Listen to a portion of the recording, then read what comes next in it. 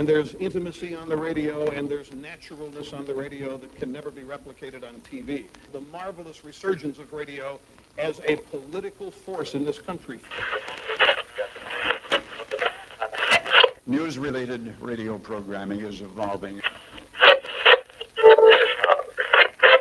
There's a huge hole in our dialogue that can be filled by the synthesis of traditional radio and the freedom that comes from a live podcast. You're about to experience Cowboy State Politics live.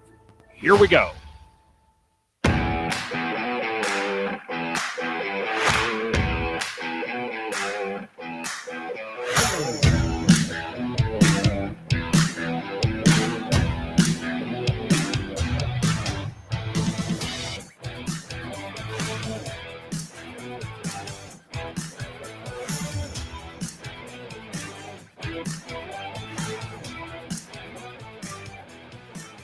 Good morning, my friends, and welcome to another incredible installment of Cowboy State Politics Live on the Independence Network. From very high above all the puerile and vacuous forms of Wyoming mainstream media, this is Cowboy State Politics. I, of course, am your illustrious host, David Iverson, firmly and permanently ensconced behind the silver Cowboy State Politics microphone and broadcasting to you from the base of the Bighorns at the Cowboy State Politics Studios in Sheridan, Wyoming. Good morning, my friends, and welcome to the program. I'm back in the studio, and I have to tell you, I'm absolutely happy to be here. There's so many things going on this political season that, I've got obligations elsewhere. Content is everything, or so says the lovely Christine. And so when you've got a group of tyrants called the Sheridan County Commission, one has to go keep track of them. So that's where I was yesterday. And, interestingly enough, nothing happened yesterday in the Sheridan County Commission meeting. And the reason for that is when politicians know that they're being watched, they're always on their best behavior. They're never going to smart off and do something when the press is there. And of course, the lamestream Wyoming media here in Sheridan pays no attention to them whatsoever. They never ask any, penetrating questions. They never ask any real questions at all. They just take what is given to them by the politicians, assume that it is fact, and then print it. Absolutely disgraceful. Well, as it turns out, Cowboy State Politics and I, your illustrious host, have operatives all over the place, spread across the great state of Wyoming. I have people sending me content all the time. And as it turns out, I have some audio of some Sheridan County commissioners, let's just say, misbehaving. In fact, they were being naughty. And I've got the audio of it, and I'm going to bring it to you in a special episode tomorrow. I'll publish that on the podcast, and I'll probably have some sound bites for tomorrow's live program as well. But I'm telling you, my friends, it's absolutely incredible audio. And, it's inexperienced politicians who think that they are unaccountable and they can treat people however they want, which is exactly what happens with this group of miscreants. And so anyway, we're going to do that Thursday in a special not live podcast, but a special edition of the podcast. On today's program, I've got some sound bites from Harriet's appearance in Sheridan yesterday night. Harriet was in top form, as she always is, talked about a lot of different stuff. Her interactions with various committees, Eric Swalwell, Adam Schiffshow, and several others. So I've got some sound bites for those. But we begin this morning with the Trump trial that's happening in New York City. Now, right now, as we speak, I'm not sure if it's done already or not, but as of airtime, the judge was still giving out his instructions to the jury.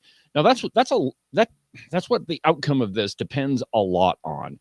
See, judges can instruct the jury in a very, and it's hard too, because they're constrained by law in some cases, and in some cases not. But a judge can instruct the jury to disregard testimony or to place more weight on testimony or tell them how they have to find. So a lot of the jury's decision, or a lot of what influences the jury's decision, I should say, depends a lot upon the judge's instructions. So that's happening right now. And tomorrow I'll have some analysis of what happened.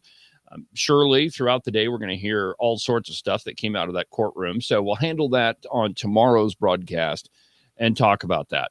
But we begin this morning with a very interesting article that I have here in the stack of stuff. And while I'm digging it out, I should probably tell you, explain what the stack of stuff is.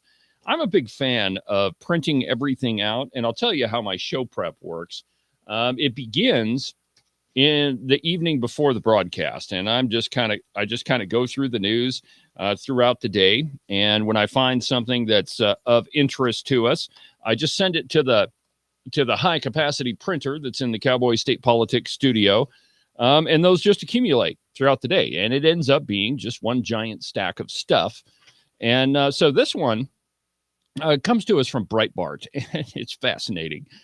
From the White House, the green transition is not the solution to get lower prices. Shocking though it may seem, spending large amounts of taxpayer dollars is not going to improve the inflation situation. But let's go to the article. Quote, on Tuesday's broadcast of the Fox Business Network's Cavuto Coast to Coast, White House senior advisor Amos Hochstein stated that the Biden administration made, enormous progress to advance renewable energy in this country, to advance electric vehicles, but that's not the solution for everyday people on a day-to-day basis for lower prices. No kidding, because electric vehicles cost an extraordinary amount of money, way more than the average American can afford, and God help you if you have to replace the batteries in them. I've got a friend over in Buffalo that he owns an equipment rental outfit, and he also disposes and is able to order and dispose of batteries for various EVs. And it's the replacement cost that kills you. And he told me that for a Tesla, you're looking at anywhere between $15,000 and $35,000, depending on how many cells in that battery are dead. Think about that, 15 to 30 grand.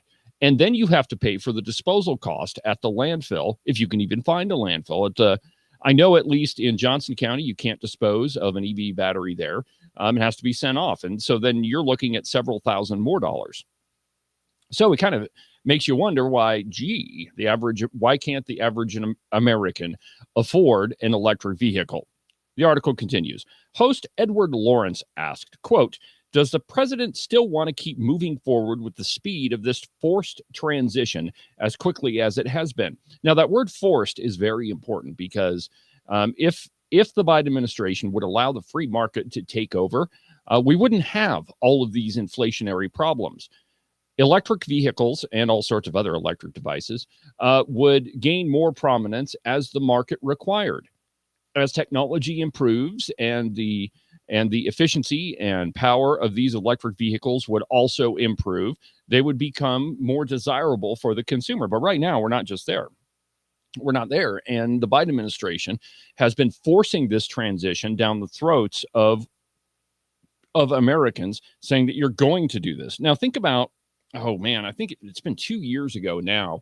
And I did an episode on the podcast, and it was called Road to Nowhere. And I forget the Whiteout director's name at that time, but I'll probably think about it later on in the broadcast. But anyway, the episode is entitled The Road to Nowhere, or at least that's in the title. And it was about the Biden administration trying to get the Wyoming Department of Transportation to install charging stations every 50 miles on Wyoming interstates. Now, so if you don't know, there's a lot of distance in between towns in Wyoming. In some cases, you're talking in excess of 100 miles. So we're going to install these charging stations in the middle of nowhere. And presumably people are going to stop at them, and we're going to make money on these, and they're eventually going to pay for themselves. Now, since that time, that whole project has been scrapped as completely unworkable. But it's an example of an unfunded mandate from the federal government. Now, the reason why I say it's unfunded is not because there aren't federal grants or money that the Biden administration is throwing at this whole thing, because there are. The unfunded part comes in from the matching funds that the state has to come up with. So completely unfunded, forced upon the states, and these electric vehicles are being forced on consumers with a variety of regulations that are coming largely from the state level. And there's 5 states. California is one of them. And there's several others. They're all in this compact. And other states look to this sort of compact to determine what sort of automobile regulations that they're going to implement. And so really, this electric vehicle push absolutely has been forced. Quote, Hutchstein responded, quote, I think what we want, what President Biden wants to do is two things at the same time. Number one is to accelerate the energy transition. And number two is to make sure that we have enough supplies in the energy market that we have lower prices for consumers during this transition. Transitions are not light switches. You don't just flip them on and off, but we have made enormous progress to advance renewable energy in this country, to advance electric vehicles, but that's not the solution for everyday people on a day-to-day basis, for lower prices, that is, about moving the economy towards a cleaner and more efficient energy economy. But we recognize that people have electricity bills and gasoline bills to pay, and we want to make sure that while we're doing this energy transition, we have enough to make sure prices come down for American consumers. In other words, they're going to force auto manufacturers to produce more electric vehicles. About a couple weeks ago, there was an article that came out that said that Ford is losing about 30 in excess of $35,000 every single vehicle that they build, every single EV, that is. So a company can't sustain those losses, and taxpayers can't continue to pay for this unless, of course, we're just going to hit the print button at the U.S. Treasury, which, I mean, the Biden administration has been doing that all along. So anyway, it's forced, and the point of the article is that that's not going to lower prices because of inflation. These things cost so much to produce, and there's so much government money floating around, and, well, printed money, I should say. The government doesn't have its own money. The only money that it has has either been printed or it's been taxed. So anyway, even the White House is admitting that we're not going to see lower prices with this whole EV push. Now, we're going to take a break a little bit early because I've got several sound bites from Harriet's appearance last night in Sheridan, and I want to do them all together. So we'll take a break first, and then we'll get to Harriet.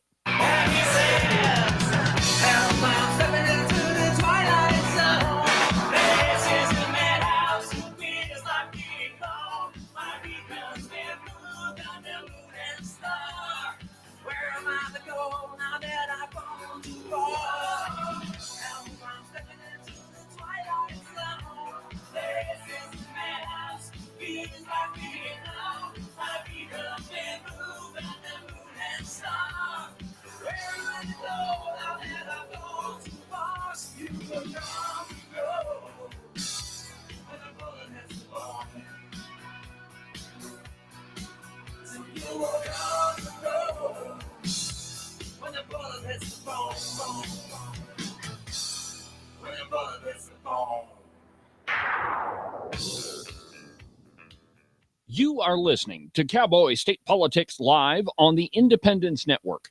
You're not going to find a selection of better news, entertainment, and commentary than right here on the Independence Network, with great voices like Joey Carenti from Just Blame Joey, Ken Pendergraft from The Ramble-Roon, Tom Kelly from Wide Right Turn, and the lovely Christine from The Hair Affair. And of course, my program, Cowboy State Politics, Wyoming's most listened to political program.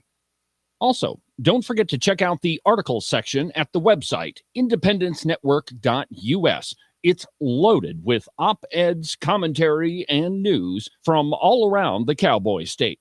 You can listen to the Cowboy State Politics podcast anywhere that you get your podcasts. iHeartRadio, iTunes, TuneIn, really any of them will work. But the easiest place is just to go to the website, cowboystatepolitics.com. There you can find all of the shows, as well as any of the articles that I might bring up during the course of a program. That way, if your name is Joe Biden and you can't remember if you had your pudding today, well, I probably can't help you with that, but I can definitely tell you why you should have never ran for president. And now, back to our program.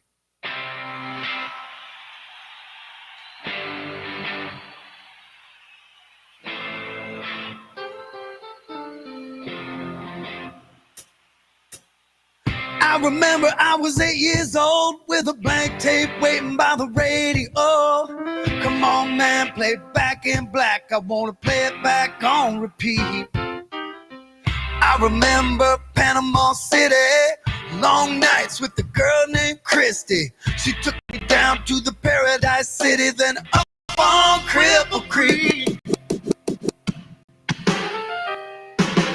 Still something about a guitar cranked up, head banging to the beat of the bass drum. Still something about a sold out show in the second row with your girl on your shoulder. Still something about raising a cold beer when the lights go down and the crowd cheers. From Delta Soul to Abbey Road, sweet child to sweet home. Still something about rock and roll, rock and roll.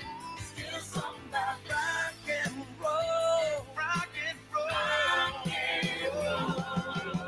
I saw a Journey in the big Coliseum. No dancing, no lip syncing. I tell you this, don't fight the feeling. Welcome back to the program. David Iverson, Cowboy State Politics Live on the Independence Network. Documented to be almost always right at least 98% of the time. The truth is the numbers are actually a little bit higher, but I have to go through and calculate them, and I haven't done that in a while. But it's a record that not even the lamestream Wyoming press can even come close to. So sorry about your luck, fellas. Not going to work for you. So moving on with the program. Before the break, I told you that Harriet made an appearance in Sheridan last night, and it was a packed house. It was actually a fundraiser for the Wyoming GOP, and I'm telling you, it was almost standing room only. I noticed there were a couple people that came in after the thing started, and that had to find chairs for everybody to sit in. So a packed house. Well, Harriet, as always, talked about a number of issues, and one of them was the ATF. So let's begin with that. Now, the question was asked, what's being done about the ATF hassling and closing, effectively, firearms dealers in the United States? Let's go ahead and listen to the soundbite, and then we'll talk about it. They're going after honest gun shops. ATF. The ATF for clerical errors on paperwork. We have a lot of paperwork to deal with. We have lost a record number of gun shops in the recent years because of these actions. And on the flip side, when a convicted felon goes into a gun shop to purchase a firearm and gets denied on his background check, he has committed a felony. And yet nobody goes and even talks to him to find out why he's trying to fight him. So I will tell you, I don't know if you watched the hearing, the video of the hearing last week. And I do appreciate everything. So we had that walk in front of us again last week. And Mark, I did use your questions that you had submitted and requested us to ask. The questions that you were focusing on was the fact that they actually do have a gun registry, which is illegal. And they have over 900 million documents in that registry, and he lied under oath when he responded to my questions. What has happened right now, and we did get some very, very good testimony from him, he admitted that we don't know who is required to have a federal firearms license. So last week we had 2 hearings. The first hearing was the Select Committee on Weaponization, and do you remember the gentleman from Arkansas who ran the airport down there and 6 weeks ago was shot in the head, Melanowski? He was shot in the head by the ATF. The ATF showed up at his home at 6 o'clock in the morning. None of them had, they came in 10 cars, none of them had body cams. They first ran up, put tape over the doorbell camera so that there was no record of what they were doing. They used a battering ram, went into his house. He came downstairs thinking that there was a home invasion. He actually fired a warning shot, and they shot him in the head. And so his widow was, she wasn't part of the hearing, but his attorney was. And the point I made is that they were executing a search warrant, and they ended up executing him instead. It's a tragedy. He had no record. He was the highest paid official in the county, but he would sell and buy firearms because it was his hobby. He was not required to have an FFL. He absolutely was not required. But right now, the ATF has just adopted 400 pages of regulations with, I think it's a 60-page summary, and Delaware could not tell us who was required to have a federal firearms license. They are intentionally making things vague so that they can then start persecuting and prosecuting people at their whim, and they can choose who they're going to go after or not. This is exactly why we have got to, number one, take a lot of money away from the ATF or abolish it entirely. Exactly right. Take a whole bunch of money away from them or abolish the ATF entirely. The ATF has a long history of abusing people's civil rights. There's a great book. It's actually a novel, but the first 700 pages or so go through a long and detailed list of all of the transgressions of the Bureau of Alcohol, Tobacco, and Firearms. And it's an amazing list, my friends. And the two most prominent ones would be Ruby Ridge and Waco. The truth is that with Ruby Ridge, that Randy Weaver, he didn't really commit a crime. He was coerced into it. And the crime that they got him with was sawing off a shotgun that was 3/8 of an inch too short. That was the crime. Now, I don't remember if he cut the barrel off too short or he cut the stock off too short. Doesn't really matter. But for 3/8 of an inch, they killed pretty much his entire family and his dog. Towards the end of it, the whole thing in Waco started. And in that one, the federal government went in and burned like a whole bunch of women and children alive. And it's all an abuse of power of alcohol, tobacco, and firearms. And what they're doing now is they're issuing regulations that are intentionally vague. That is, that they can make them mean whatever they want to mean. Now, when you have a federal firearms license, there's a ton of paperwork that you have to go through. And if you make one mistake, even a clerical error on any of those forms, the federal government can effectively revoke your federal firearms license. It's absolutely shocking, my friends, the abuse that firearms dealers are taking at the hands of alcohol, tobacco, and firearms. But the truth is, this Dettelbach guy that Harriet was referring to, he's the one that can't tell you what an assault weapon is. And if you ever want, I mean, if you need a good laugh, go to YouTube and type in Dettelbach, and I think it's Dettelbach, and assault weapon. And you'll get several videos where he's asked, hey, Mr. Director of ATF, what exactly is an assault weapon? And he can't give you a definition because there is no definition of what an assault weapon is. So anyway, that's part of it. The other part of it is that the ATF literally has set up a gun registry. It's absolutely against the Constitution. But according to Harriet, they have some 300 million guns on this gun registry. This is a federal bureaucracy that is way out of bounds of the Constitution. They're not allowed to write laws. They're not allowed to pass laws. They are a federal bureaucracy. That's it. And they're one that is abusing the rights of American citizens pretty much every single day.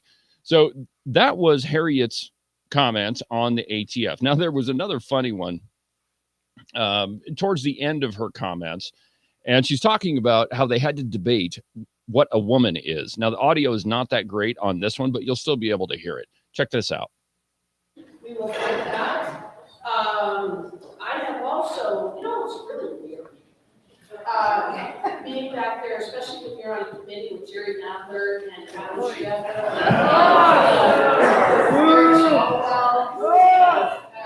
Yeah, it's kind of weird, but we spent 3 hours about a month ago debating what are women. I never thought that I would be sent to Congress to do that, but we did.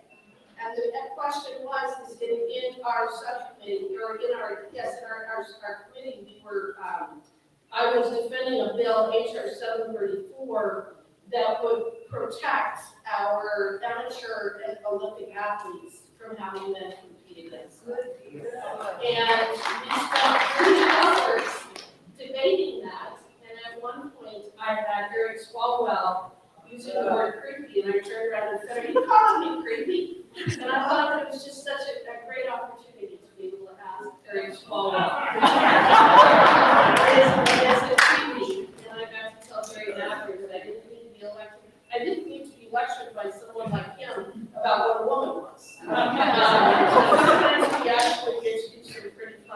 because you were living in an alternate universe. Hilarious. And that's one of those that if you're bored and you want a good laugh, go to YouTube and type in Harriet, what is a woman committee? And you'll find it. And it's absolutely amazing how detached from reality Democrats are. Almost all of them in DC have bought into this DEI LGBTQZXWD agenda. And none of them really know. I mean, they do deep down, but it's all a political agenda for them. And this whole debate about what a woman is preposterous, especially in schools. You'll have one class, usually social studies, that'll tell you, well, the definition of what a man and what a woman is, that changes all the time, and we're not exactly sure. And then you can walk down the hallway to the biology lab, and you can open up any textbook, and you can figure out exactly what male and female are, and it completely disproves what you learned in the other classroom. So this entire thing is nothing but a political narrative, and Harriet is awesome at exposing it. And it's amazing that we have Harriet. She's doing a great job in Congress, and for a small state like Wyoming, small being in population, we're really punching above our weight with Harriet Hageman. Which glad that we got rid of her predecessor, Crickets Cheney, but. The next subject that she covered, and I'm probably not doing these in order, but another thing that she talked about was the United States mail, how she was not really aware that the U.S. Postal Service was going to move mail distribution out of Casper, Wyoming, and out of Cheyenne and move it to another state, which would effectively make Wyoming the only state without its own mail distribution. That has ramifications on people's prescriptions, on voting, on military stuff. I mean, there's a long list of things that would be impacted if mail distribution was to be taken out of the state of Wyoming. Now, in this soundbite, Harry is talking about it's amazing that the one thing that the federal government has done from the very beginning, that is the mail, one of the things that they're absolutely supposed to be doing, they can't even get that right. And all of the things that they aren't supposed to be doing, they can't get those right either. So let's take a listen. I think this is such a classic example of when the government does things that it should not be doing, it becomes incapable of doing the things that it should. And we've got a federal government that wants to dictate things such as that boys should be considered girls for Title IX purposes. We've got a federal government that is trying to, a president that is trying to forgive $7 billion, eventually $500 billion in student loans. We've got a government that is doing so many things, and then the one basic thing that connects all of us to each other in so many different ways, they're going to have to let that go by the wayside. And I just think that kind of is where we are as a society right now, and why we have to start demanding accountability when it comes to our elected officials. Exactly right. We have to demand accountability of elected officials, my friends. And that's something that we have been really bad at for a very long time. All the Democrats are up in arms simply because there are members of Congress that are holding federal agencies and prosecutors. And there's a really long list of people accountable. You see, if there's one thing a politician hates, it's accountability. That is, having to answer for the things that they do in office.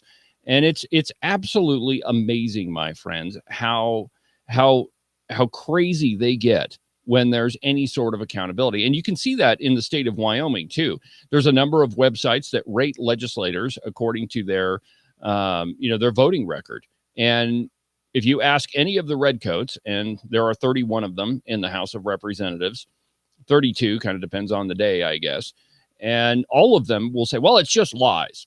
Okay, well, explain what the lie is. Explain where the inaccuracy is. Let's talk about your voting record. Take Barry Crago, for example. That guy voted to spend more money than almost all of the Democrats, and yet gets when his constituents say, hey, Barry, why are you spending this much money? Or send out campaign flyers that literally say, here's your voting record, pal. But their only response to all of it is not to engage the content, not to say, hey, this is the amount of money that's being spent. This is what we're doing to you. Nope, they just call it lies and try to smear whomever is putting out that information. Absolutely amazing, my friends. Accountability is one of those things that we have to do. It's our job. We don't elect kings, we don't elect queens, we elect representatives. Okay, that person works for us. My big joke with Ken Pendergraft, and since I moved to Sheridan County, he's now my representative, but I tell him all the time, sorry, pal, you work for me now. And in a way, I'm joking with him, but in a way, I'm not. He's my elected representative. And fortunately, we don't have to worry about Representative Pendergraft or Representative Jennings or really any of the conservatives. They do a pretty good job. It's the redcoats that we have to worry about. So let's go ahead and take another break, and we'll continue when I come back.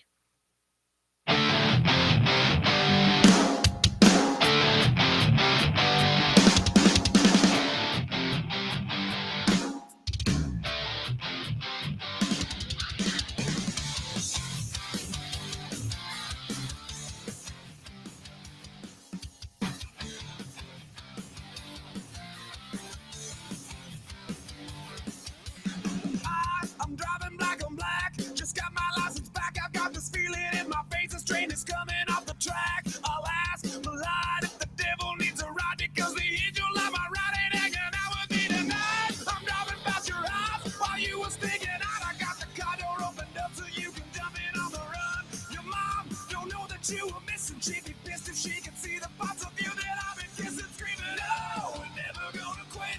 Ain't nothing wrong with it. Just acting like we're animals. No matter where we go, 'cause everybody knows we're just a couple animals. So come on, baby, get in. Get in, just get in. Check out the trouble we're in. You can listen to Cowboy State Politics live every Monday through Friday at 9 a.m. on the Independence Network. You're not going to find a better source of news, entertainment, and commentary than on Cowboy State Politics Live. The program you're listening to right now. And frankly, why would you want to look anywhere else anyway? Let's be honest, only a liberal redcoat commie would do that. And if you want to listen to my podcast, you can find it at cowboystatepolitics.com or anywhere that you get your podcasts. iHeartRadio, iTunes, TuneIn, really any of them will work. But the easiest way is just to go to the website, cowboystatepolitics.com.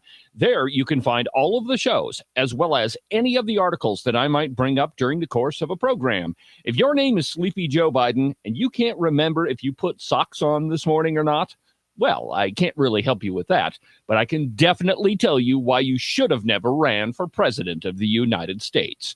And now, back to the program.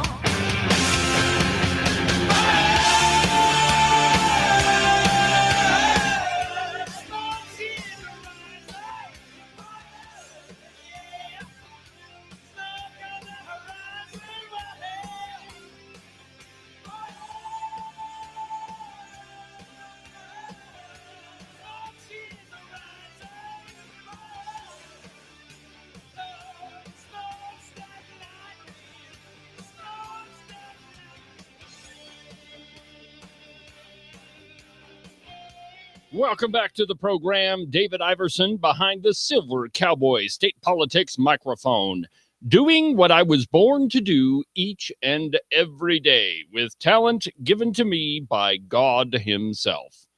Welcome back to the program, my friends. If you're watching on the Ditto Cam, I suppose I should probably introduce you to the studio dogs. I'm a big dog lover. In fact, at Cowboy State Politics headquarters, we have 2 studio dogs, and the one you saw going in and out, actually you probably saw both of them going in and out, that's Hope and Maisie. Hope's a little pit bull. She's a sweetheart, and Maisie's a yellow lab. So anyway, studio dogs, even at Cowboy State Politics headquarters. There's an interesting article in Breitbart entitled European Union Experiencing a Vast Conservative Shift as Public Rejects Failed Globalist Policies. Now, this is fascinating because Europe for a very long time has been the bastion of liberalism. Any crazy, wacky plan that wants to do green energy. That's a big one right now, or anything really comes from the European Union. And I quote, a quote, vast conservative shift is well underway in Europe, according to a survey which found voters are rejecting the globalist agenda of Brussels, which they name for the degradation of their countries. In the lead up to the European Parliament's elections next week, a survey conducted by the Tyson Group on behalf of the EU-US Forum has found that European citizens are growing tired of the high tax, high regulation, open borders, and censorious agendas pushed by Brussels and their national governments. This has correlated with the growing trend of people believing that the EU is on the wrong track under its current left-wing leadership, with just 24% of Dutch respondents saying that they thought the EU was headed in the right direction, followed by 29% of Italians and 32% of the French. In light of the economic crisis throughout Europe, the survey found that there has been a noticeable shift towards a more conservative leanings. The poll found, get this, that a commonly held view of why this has occurred is excessive taxation. Go figure. People not wanting to be taxed, having the bejesus taxed out of them, with 73% of Italians saying they feel overtaxed, followed by Portugal at 69%, 52% in the Netherlands, 51% in Germany, and 44% in France. The truth is, my friends, you cannot tax and spend people into poverty and expect them to continue to vote for you. But apparently the European Union isn't figuring this out. Last year, I did this story about how in Germany, they're experiencing a high amount of thefts. And it wasn't theft of jewelry, not theft of gold or silver. It was theft of wood. You heard that right, my friends. Increasing wood thefts. And the reason for it is people cannot afford the energy because they did away with most of their coal-fired power plants and their nuclear plants. And so now people who can't afford to pay for the electricity are having to heat their homes with wood. And the German response to this was not to lower taxes, not to stop their stupid energy agenda. It was to put GPS tracking devices on trees. I'm not even kidding you, my friends. There was a rash of break-ins, but most of the thefts were not, as I said, gold or silver or diamonds, or it was wood. Wood, my friends. And yet European Union politicians cannot figure out why their popularity is dropping into the toilet. Well, stop taxing people. Stop making energy the most expensive thing. And as our pal Harriet is fond of saying, there's a special place in hell for people that enact policies that push people into energy poverty. If you intentionally make people hungry or cold, you are absolutely an evil individual. And that's exactly what we're seeing in Europe, and European politicians are seeing the results of that. Man, if you continue to tax people, they're just not going to vote for you. Well, we've come to the end of another busy broadcast day here on the program. I know it's a little shorter than usual, but I've got some more stuff that I've got to do at the courthouse. So we'll say goodbye for today, and I'll be back with you on Cowboy State Politics Live tomorrow. You can find that at the website, cowboystatepolitics.com. Make sure that you share it with all of your friends, and I'll see you tomorrow. From the base of the Bighorns, I'm David Iverson, and this is Cowboy State Politics.